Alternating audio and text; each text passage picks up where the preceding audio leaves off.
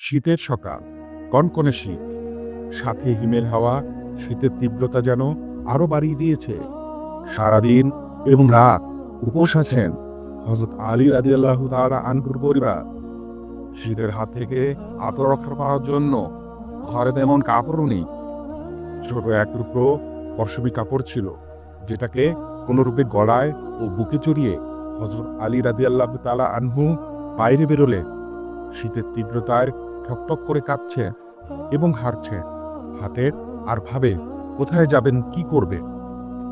রাসূল সাল্লাল্লাহু আলাইহি সাল্লামের নিকট যদি কিছু থাকতো তবে তৎক্ষণাৎ তা পাঠিয়ে দিতেন। তবুও তিনি রাসূল সাল্লাল্লাহু আলাইহি সাল্লামের মসজিদের দিকে হাঁটা শুরু করলেন।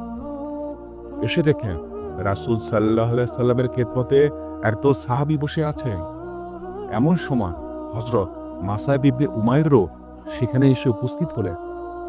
একটি সাধারণ মোটা সুতির চাদর গায়ে, তাতে জায়গায় জায়গায় চামড়া দিয়ে তালি লাগানো।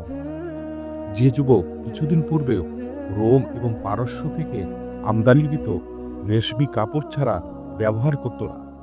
পিতার একমাত্র সন্তান, নিত্য বৈভবের মধ্যে সোনার চামচ মুখে দিয়ে যার জন্ম, যৌবন যায় পেটেছে নানা ভোগবিলাসের মধ্যে। সুদূর পারস্য থেকে আমদানি করা হতো তার সুগন্ধি দ্রব্য।